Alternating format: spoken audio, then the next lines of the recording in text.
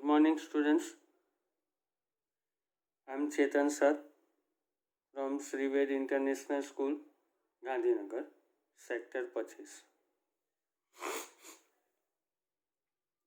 હવે ધોરણ 11 અર્થશાસ્ત્રમાં આપણે પુરવઠો પ્રકરણનો અભ્યાસ કરતા હતા. એમાં આપણે પુરવઠો એટલે શું, પુરવઠાને અસર કરતા પરિબળોની ચર્ચા કરી ગયા. હું તમને ખાલી વ્યાખ્યા અને કેટલીક જરૂરી બાબતો ફરીથી યાદ કરાવી દઉં. ચોક્કસ સમય અને કિંમતે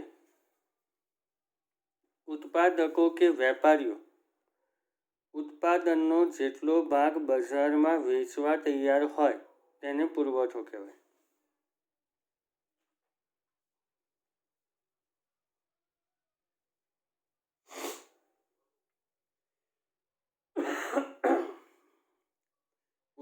ચોક્કસ સમય અને કિંમતે ઉત્પાદકો કે વેપારીઓ ઉત્પાદનનો જેટલો ભાગ બજારમાં વેચવા માટે તૈયાર હોય એને પુરવઠો કહેવાય. પુરવઠાને અસર કરતા પરિબળો બે હતા, વસ્તુની કિંમત અને કિંમત સિવાયના અન્ય પરિબળો. તમારે યાદ રાખવાનું છે કે વસ્તુની કિંમત અને પુરવઠા વચ્ચે વ્યસ્ત સંબંધ છે.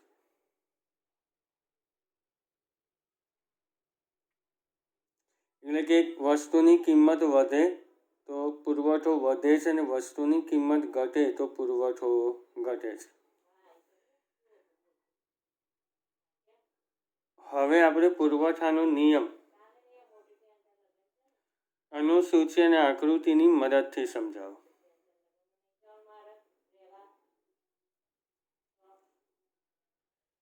તો પુરવઠાનો નિયમ પ્રોફેસર માર્શલે આપેલો છે. તો પ્રોફેસર માર્શલના મતે, ધ્યાન આપજો, પ્રોફેસર માર્શલના મતે જો અન્ય પરિબળો સ્થિર રહે તો વસ્તુની કિંમત વધતા તેનો પુરવઠો વિસ્તરણ પામે છે અને વસ્તુની કિંમત ઘટતા તેનો પુરવઠો સંકોચન પામે છે. પ્રોફેસર માર્શલના મતે જો અન્ય પરિબળો સ્થિર રહે તો વસ્તુની કિંમત વધતા તેનો પુરવઠો વિસ્તરણ પામે છે અને વસ્તુની કિંમત ઘટતા તેનો પુરવઠો સંકોચન પામે છે. પુરવઠાનો નિયમ કેટલીક ધારણાઓ પર આધારિત છે. આ ધારણાઓ નીચે પ્રમાણે છે. હવે પુરવઠાના નિયમની જે ધારણાઓ છે એમાં તમારે વસ્તુની કિંમત સિવાયના જે અન્ય પરિબળો છે એને સ્થિર ધારવામાં આવે છે.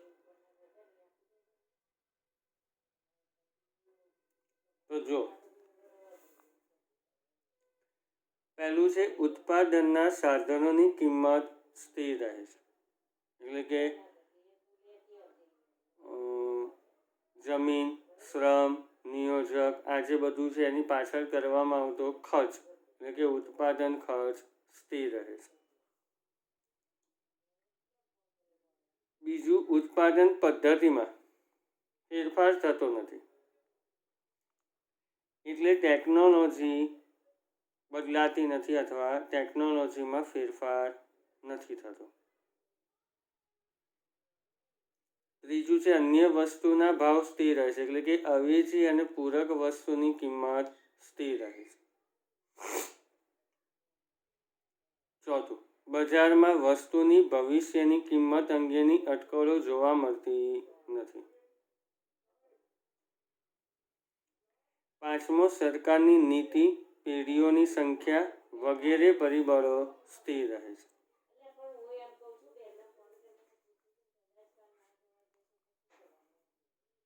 હવે પુરવઠાના નિયમની જે ધારણાઓ છે ફરી જોઈ લો. ઉત્પાદનના સાધનોની કિંમત સ્થિર રહે છે. ઉત્પાદન પદ્ધતિમાં ફેરફાર થતો નથી. એટલે ટેકનોલોજીમાં પણ ફેરફાર નથી થતો. અન્ય અન્ય વસ્તુના ભાવ સ્થિર રહે છે, એટલે પૂરક અને અવેજી વસ્તુની કિંમત સ્થિર રહે છે.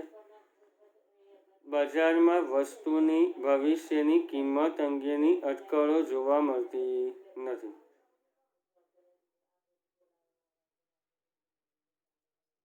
સરકારની નીતિ, પેઢીઓની સંખ્યા વગેરે પરિબળો સ્થિર રહે છે.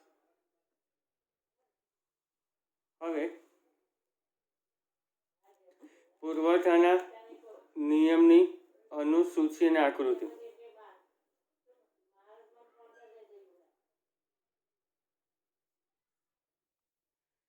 તો અહીંયા જો મેં એક બાજુ લખી છે વસ્તુની કિંમત રૂપિયામાં અને વસ્તુનો પુરવઠો એકમમાં લખ્યો છે. વસ્તુની કિંમત જો 10, 20, 30, 40 અને 50, એટલે કે વસ્તુની કિંમત વધતી લખેલી છે. તો વસ્તુની કિંમત વધે તો વસ્તુનો પુરવઠો વધે. આ નિયમ ધ્યાન રાખવાનો, એટલે પુરવઠો આપણે વધતો બતાવવાનો. 100, 200, 300, 400 અને 500. કિંમત છે 10, 20, 30, 40, 50. પુરવઠો 100, 200, 300, 400 અને 500.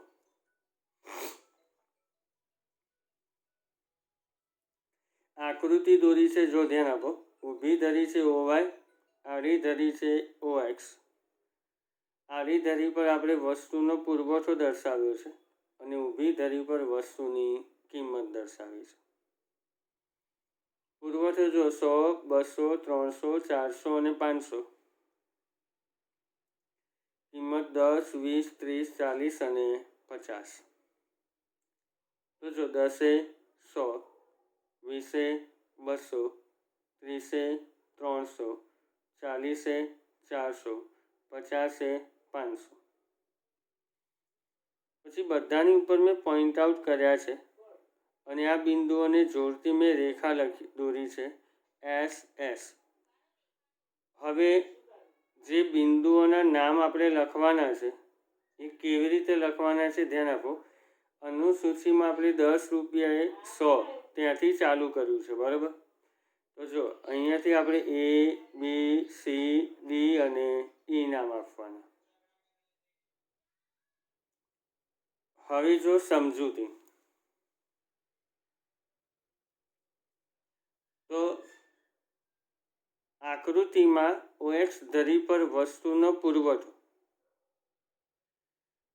એકમમાં અને OY ધરી પર વસ્તુની કિંમત રૂપિયામાં દર્શાવી છે. આકૃતિમાં આપણે X ધરી પર વસ્તુનો પુરવઠો એકમમાં અને OY ધરી પર વસ્તુની કિંમત રૂપિયામાં દર્શાવી છે. આકૃતિ અને અનુસૂચિ મુજબ અન્ય પરિબળો સ્થિર રહે અને વસ્તુની કિંમત રૂપિયા 10 હોય ત્યારે વસ્તુનો પુરવઠો 100 એકમ હોય છે. આકૃતિ અને અનુસૂચિ મુજબ અન્ય પરિબળો સ્થિર રહે અને વસ્તુની કિંમત 10 રૂપિયા હોય ત્યારે વસ્તુનો પુરવઠો 100 એકમ હોય છે. જો વસ્તુની કિંમત રૂપિયા 10થી વધીને રૂપિયા 20 થાય ત્યારે વસ્તુનો પુરવઠો 100 એકમથી વધીને 200 એકમ થાય છે.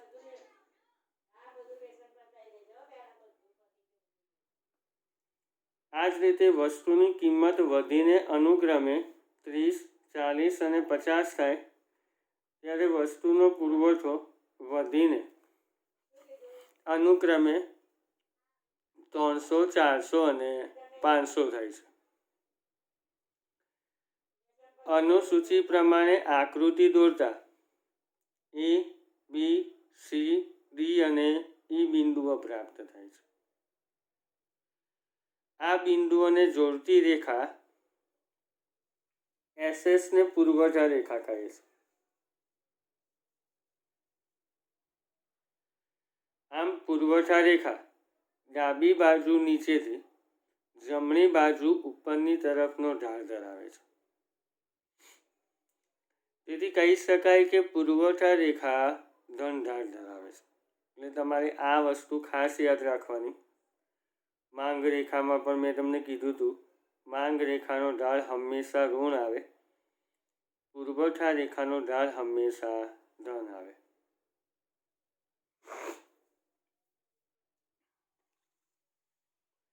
ફરીથી સમજૂતી આપણે જોઈ લઈએ. આકૃતિમાં OX ધરી પર વસ્તુનો પુરવઠો એકમમાં, OY ધરી પર વસ્તુની કિંમત રૂપિયામાં દર્શાવેલી છે. આકૃતિ અને અનુસૂચિ મુજબ અન્ય પરિબળો સ્થિર રહે અને વસ્તુની કિંમત ₹10 હોય ત્યારે વસ્તુનો પુરવઠો 100 એકમ હોય છે. જો વસ્તુની કિંમત ₹10 થી વધીને ₹20 થાય ત્યારે વસ્તુનો પુરવઠો 100 એકમથી વધીને 200 એકમ થાય છે. આ જ રીતે વસ્તુની કિંમત વધીને અનુક્રમે 30, 40 અને 50 થાય ત્યારે વસ્તુનો પુરવઠો વધીને અનુક્રમે 300, 400 અને 500 થાય છે.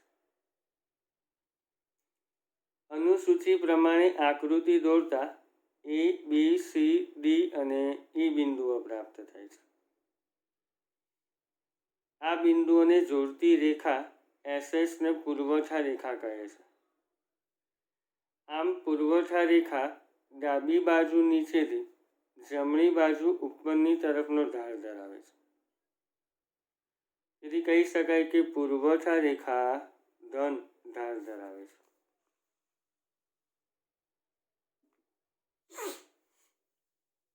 હવે આપણે માંગમાં જેમ વ્યક્તિગત માંગ અને બજાર માંગનો અભ્યાસ કરી ગયા એમ તમારે પુરવઠામાં વ્યક્તિગત પુરવઠો અને બજાર પુરવઠાની વાત કરવાની છે. તો પહેલાં આપણે બંનેની વ્યાખ્યા અને પછી આપણે એની અનુસૂચિ, આકૃતિ અને સમજૂતી આવશે.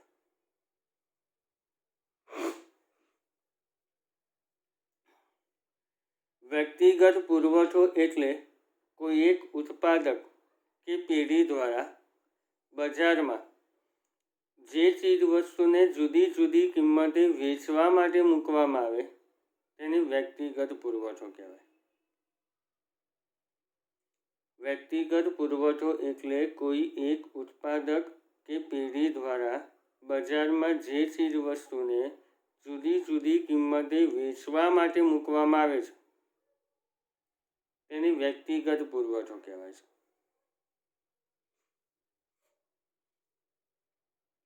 જ્યારે કોઈ ચોક્કસ કિંમતે અનેક ઉત્પાદકો દ્વારા વસ્તુનો જેટલો પુરવઠો બજારમાં મૂકવામાં આવે તેને બજાર પુરવઠો કહેવાય. એટલે અલગ અલગ વ્યક્તિઓના પુરવઠાનો સરવાળો કરો એટલે આપણને કુલ પુરવઠો અથવા બજાર પુરવઠો મળી જાય. એટલે બજાર પુરવઠામાં તમે એવું કહી શકો કે વ્યક્તિગત પુરવઠાનો સરવાળો. હવે અનુસૂચિ મેં લખી છે એમાં કિંમત આગળની જેમ 10, 20, 30, 40 અને 50. બીજામાં લખ્યું છે A પેઢીનો પુરવઠો એકમમાં, પછી B પેઢીનો પુરવઠો એકમમાં અને બજાર પુરવઠો અથવા કુલ પુરવઠો એકમમાં. કિંમત 10, 20, 30, 40 અને 50. એ પેઢીનો પુરવઠો એટલે કિંમત વધે છે તો પુરવઠો પણ વધારવાનો. 100, 200, 300, 400 અને 500. બી પેઢીનો પુરવઠો 200, 300, 400, 500 અને 600. હવે આ બંનેનો સરવાળો એટલે બજાર પુરવઠો થાય. 2 ને 1 300, 3 ને 2 500, 4 ને 3 700, 5 ને 4 900, 6 ને 5 1100. આ આપણો બજાર પુરવઠો. હવે હું આકૃતિ દોરું છું એ તમારે ધ્યાન રાખવાની છે.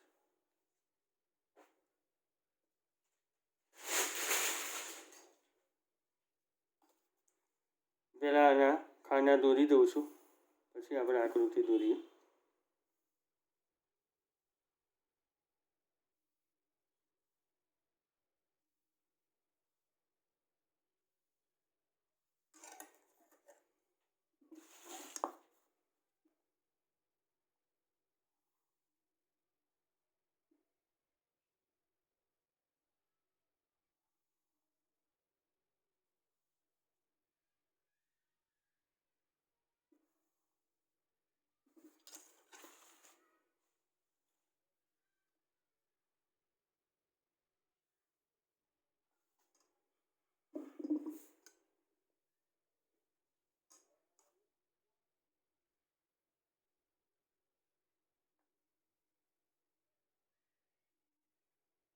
આપણે પહેલાં દોરીશું એ પેઢીનો પુરવઠો.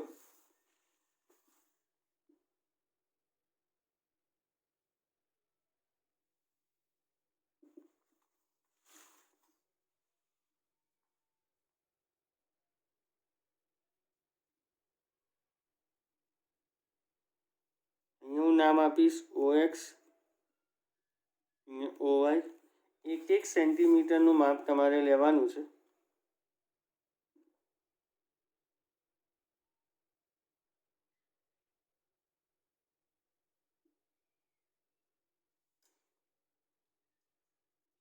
અહીંયા લખીશ 100, અહીંયા લખીશ 200, અહીંયા લખીશ 300, અહીંયા લખીશ 400, અહીંયા લખીશ 500. આપણે OY ધરી પર કિંમત છે 10, 20, 30, 40 અને 50. 10, 20, 30, 40 અને 50. ચાલો, 10 100, 20 200, 30 300, 40 400, 50 500.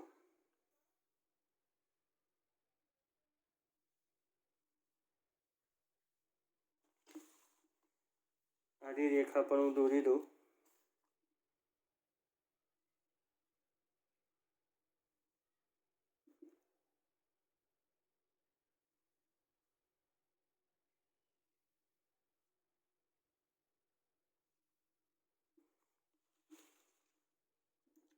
અહીંયા તમારે ભેગા થાય છે ત્યાં બિંદુઓના ટપકા બતાવવાના છે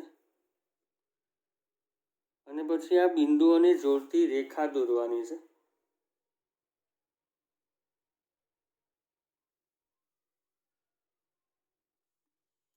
એમાં તમારે નામ અહીંયા આપવાનું SS. હવે મેં તમને કીધું હતું ABCD નામ કેવી રીતે આપવા, તો અહીંયા જો પહેલું પકડો એટલે ખબર પડી જાય. 10 100, તો અહીંયાથી સ્ટાર્ટ કરો. A, B, C, D અને E. અહીંયા આપણે લખીશું એ વ્યક્તિની પુરવઠા રેખા.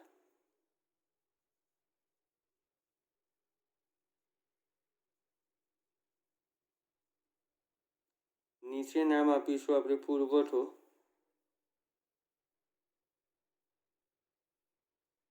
અહીંયા નામ આપીશું આપણે કિંમત.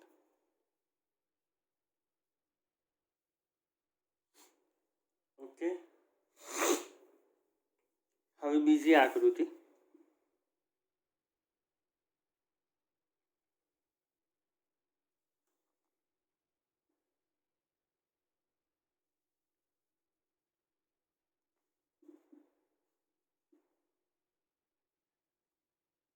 અહીંયા આપણે OX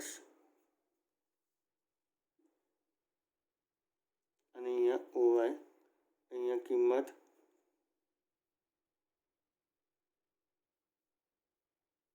10, 20, 30, 40, 50. અહીંયા આપણે 1 સેન્ટીમીટરે બિંદુઓના નામ આપીએ. 1 2 3 4 100,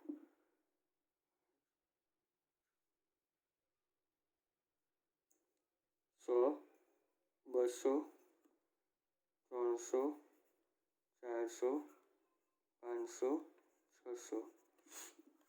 હવે ધ્યાન આપો, અહીંયા 20થી ચાલુ થશે.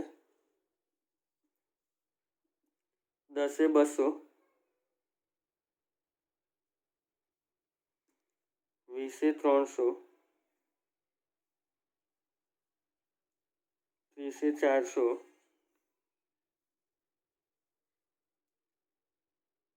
પછી 40 500, 50 600. આડી રેખા દોરી દો.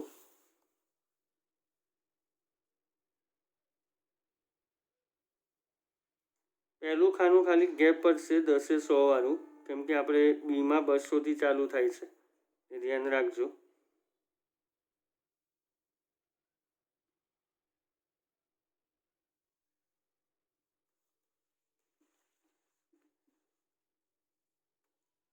અહીંયા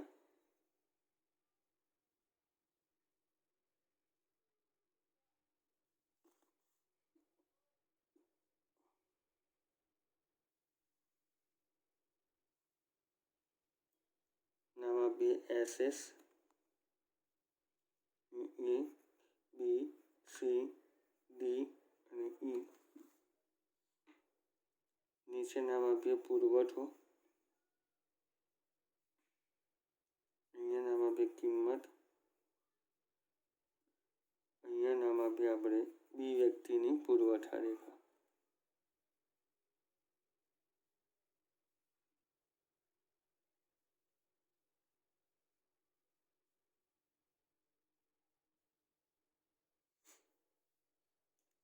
ઓકે, તો બે વસ્તુ આપણે જોઈ, એ વ્યક્તિની પુરવઠા રેખા, બી વ્યક્તિની પુરવઠા રેખા. તો આજનામાં તમારે ખાસ આ પ્રશ્ન પહેલાં તૈયાર કરી લેવાનો, પુરવઠાનો નિયમ. વ્યક્તિગત પુરવઠો અને બજાર પુરવઠો જે અધૂરો રહ્યો છે આપણે કાલના લેક્ચરમાં જોઈ લઈશું. ઓકે.